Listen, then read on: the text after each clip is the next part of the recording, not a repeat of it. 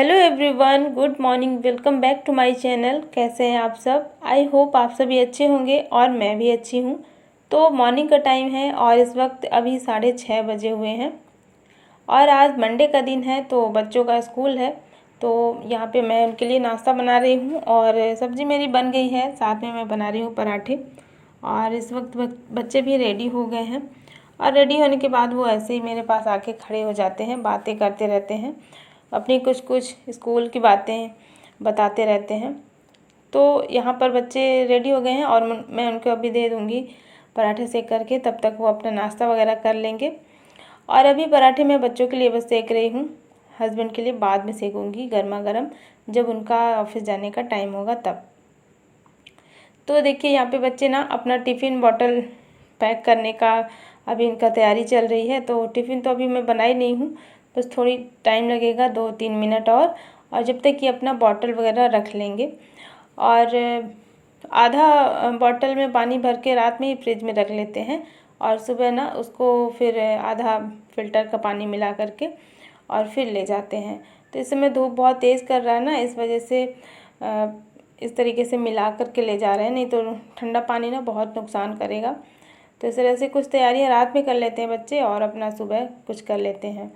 और यहाँ पे सब कुछ रेडी हो गया है, बैग पैक हो गया है इनका, सभी लोग रेडी हो गए हैं। मैं भी थोड़ा सा देख लेती हूँ अन्य को, कंघी वगैरह सब ठीक ठाक है कि नहीं, और बैग वैग चेक कर लेती हूँ एक बार बच्चों का। तो देखिए मैं भी बच्चों को छोड़ के आ गई हूँ और फिर अपने घर की क्लीनिंग की शुरुआत करेंगे। तो शुरुआत मैं यहाँ पे बरामदे से करती हूँ, क्योंकि यहाँ पे बहुत सारे कपड़े रात में सूखने के लिए डले हुए होते हैं। तो यहाँ पे बहुत ज़्यादा मतलब भरा हुआ रहता है, तो उसको देख के ना बहुत दिमाग ख़राब होता है। तो पहले मैं यहीं से स्टार्ट करती हूँ और कपड़ों को घड़ी कर लिया है, मैंने रख दिया है साइड में। और ये जो बक्सा था ना उसको अच्छे से झाड़ दिया है, क्योंकि उसके ऊपर में थोड़ी सी दीवार टूटी हुई है, तो थोड़ा थोड़ा उससे जो प्लास्टर है ना वो निकलता रहता है। तो यहाँ पे बरामदे की क्लीनिंग हो गई और अब आ जाते हैं रूम में। तो रूम का भी हाल कुछ इस तरीके से रहता है, बहुत ज़्यादा फैला रहता है। और ये बेडरूम की जो बेडशीट है ना उसको मैं रेगुलर निकाल के नहीं झाड़ती हूँ, क्योंकि वो साइड से इलास्टिक वाली है, तो बहुत फिर प्रॉब्लम हो जाती है उसको सेट करने में। तो इसलिए मैं उसको ऐसे ही झाड़ देती हूँ और साइड से दबा देती हूँ और बस बाहर वाले रूम में आ जाती हूँ। तो यहाँ पे भी अभी कपड़ों का ढेर लगा है। ये अभी मतलब एक्स्ट्रा और कपड़े हैं, वहाँ पे जो थे वो थोड़े से थे, ये वाले ज़्यादा हैं। तो ये ना कल के कपड़े हैं सारे, और बस इनको पहले फ़ोल्ड करके रख दूँगी सेट करके। और भी बहुत सारी चीज़ें रहती हैं कपड़ों के अलावा भी। बेड में आप देख ही सकते हैं कि प्रेस रखा हुआ है, तो प्रेस ना रोज़ ऐसे यूज होता है, हस्बैंड करते हैं अपना रेगुलर के कपड़े, जब वो ऑफिस जाते हैं तो यहीं पर अपना प्रेस करते हैं। तो इसलिए ये यहीं पे रोज़ रखा रहता है, फिर इसको रेगुलर हटाना पड़ता है। तो बस तीनों कमरे मैंने खाली कर दिए हैं, घर मतलब जो भी सामान इधर उधर सारा बिखरा हुआ था सबको मैंने सेट कर दिया है। और अब बारी आती है किचन की। तो किचन में ये बर्तन रखे थे, रात के हैं, और रात में मैं इनको सेट नहीं करती क्योंकि ये गीले रहते हैं ना, तो फिर इनमें स्मेल आने लगती है। तो इसलिए मैं इनको अभी सेट करूँगी और किचन को भी खाली कर दूँगी, मतलब जो धुलने वाले बर्तन हैं उनको बाहर रख दूँगी बालकनी में धुलने के लिए, और जो भी चीज़ें इधर उधर हैं सभी को मैंने जगह पे रख दी हैं। फिर बारी आती है कपड़ों को धुलने की। तो अभी कपड़े मैं नहीं धुलूँगी, अभी क्या करूँगी, कपड़ों को भिगो के रख दूँगी निरमा में। तो कपड़े थोड़े से फूल जाएंगे ना, तो धुलने में दिक्कत नहीं होती। और ये कपड़े अभी आज स्कूल के नहीं हैं, क्योंकि आज मंडे है ना, तो स्कूल के कपड़े ये नहीं हैं, ये रेगुलर वाले हैं जिनको अभी बच्चे नहा के गए हैं, तो मतलब जो उतार के गए हैं अभी वही पहने हुए कपड़े उनके। तो बस इनको थोड़ा सा ऐसे भिगो के रख दूँगी, जब तक मैं अपना सारा घर का काम करूँगी तब तक ये कपड़े भी फूल जाएंगे और धुलने में फिर कोई दिक्कत नहीं होगी। और इसके बाद फिर आ जाते हैं किचन में, किचन से शुरुआत करते हैं क्लीनिंग की। तो किचन प्लेटफॉर्म को पहले क्लीन करूँगी। और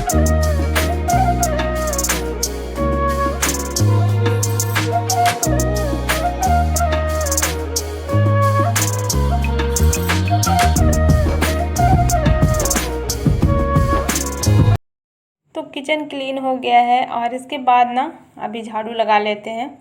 और इस तरीके से मैं अपने घर के सारे काम को करती हूँ सुबह में। और अच्छा लगता है घर की क्लीनिंग करना। इस वक्त बच्चे भी नहीं होते हैं घर पे, तो अच्छी तरीके से हम अपने घर को साफ़ कर पाते हैं। और मैं जब भी बोर होती हूँ ना, मुझे ऐसा लगता है कि मन नहीं लग रहा है काम में, आज नहीं करेंगे, तो जब इस तरीके का दिमाग में कुछ चलता है ना, तो मैं क्या करती हूँ कि टीवी में सॉन्ग लगा देती हूँ और उसका साउंड थोड़ा तेज़ कर देती हूँ और उसको सुनते सुनते फिर अपने काम करती हूँ। तो फिर मुझे बोर नहीं लगता है और फिर जितने भी काम है ना वो बहुत अच्छे से हो जाते हैं। और रेगुलर मैं इसी तरीके से अपने घर के काम को करती हूँ।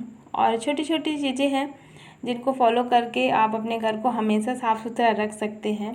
जैसे जो भी आप क्लीनिंग करती हैं, रेगुलर हर चीज़ को आप क्लीन कीजिए, तो इससे क्या होगा ना कि हर दिन अगर चीज़ें साफ़ सुथरी रहेंगी तो आपको ज़्यादा फिर मेहनत नहीं होगी जब आप डीप क्लीन करने बैठेंगी। तो क्योंकि चीज़ें पहले से ही साफ़ सुथरी रहती हैं तो उनमें ज़्यादा टाइम नहीं लगता है। जैसे कि घर की जो भी चीज़ें हैं आपके घर में, टीवी, फ्रिज, सोफ़ा और वॉश बेसिन, ये मिरर है, ड्रेसिंग टेबल है, जो भी चीज़ें हैं आप इनमें रेगुलर थोड़ा थोड़ा से हाथ मार दीजिए जब आप घर की क्लीनिंग करती हैं। तो मैं भी ऐसे ही करती हूँ। झाड़ू लगाने के बाद ना कॉलिन ले लेती हूँ और एक कॉटन का कपड़ा ले लेती हूँ और इससे घर की सारी चीज़ों को थोड़ा सा, बहुत टाइम नहीं लगता है, बहुत थोड़ा थोड़ा ही टाइम लगता है, तो थोड़ा थोड़ा सा कपड़ा मार देती हूँ कॉलिन मार के, और इससे चीज़ें साफ़ हो जाती हैं डेली की डेली। और इससे यही फ़ायदा होता है कि हमें हफ्ते में या 10 दिन में जब भी हम डीप क्लीनिंग करते हैं ना, तो ज़्यादा मेहनत नहीं करनी पड़ती है।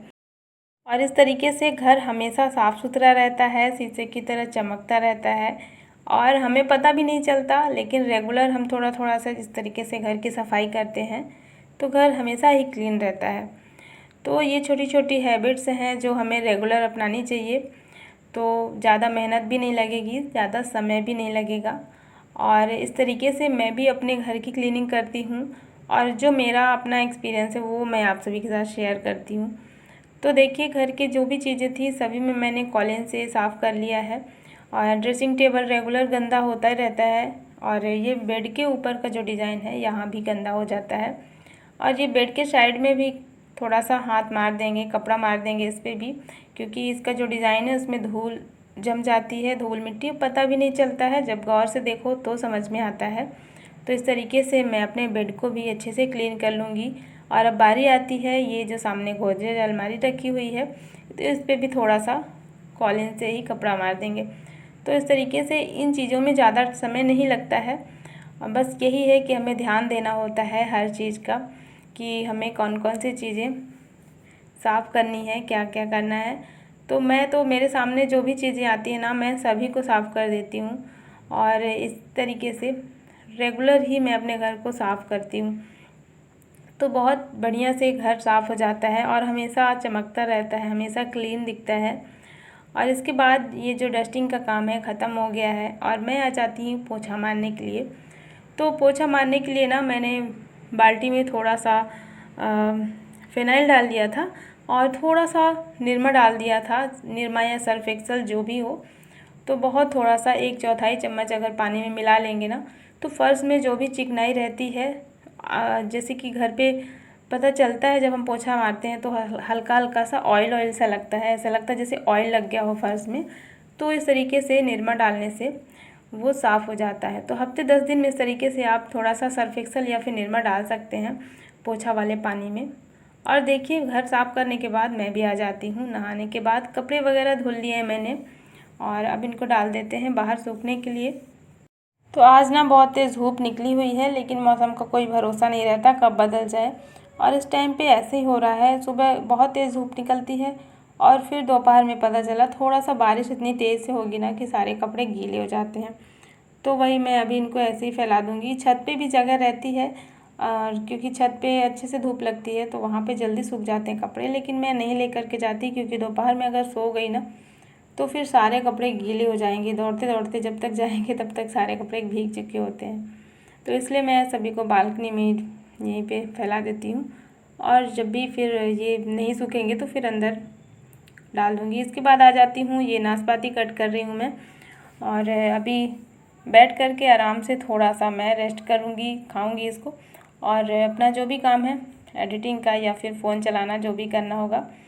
तो इस वक्त मैं अभी अपना काम करूँगी और लंच बनाने में अभी बहुत टाइम है बच्चों को आने में। तो जब बच्चे आने वाले होते हैं ना, उसके आधे घंटे पहले ही मैं लंच बनाना स्टार्ट करती हूँ, क्योंकि सब्ज़ी रोटी मेरी सुबह बन जाती है ना, सिर्फ दाल और चावल बनाने होते हैं। तो इस वजह से मुझे कोई जल्दी नहीं रहती लंच की, और दाल चावल बहुत जल्दी ही बन जाता है। तो बस थोड़ा सा रेडी हो जाते हैं, बालों को सुखाएंगे। और दाल चावल बनाने के लिए ना आजकल मैं चावल को थोड़ा सा एक पतीले में बनाती हूँ, कुकर में नहीं बनाती हूँ। पतीले का बना हुआ चावल ना बहुत अच्छा लगता है। तो इस समय 3-4 दिन से मैं ऐसे ही करती हूँ, कुकर में दाल पका लेती हूँ और पतीले में चावल। तो चलिए फ्रेंड्स, आज का व्लॉग यहीं पर एंड करती हूँ। आई होप आपको पसंद आया होगा। पसंद आए तो लाइक कर देना, चैनल पे नए हो तो सब्सक्राइब जरूर कर लेना। मिलती हूँ आपसे एक नए व्लॉग में, तब तक के लिए thank you, bye bye, take care.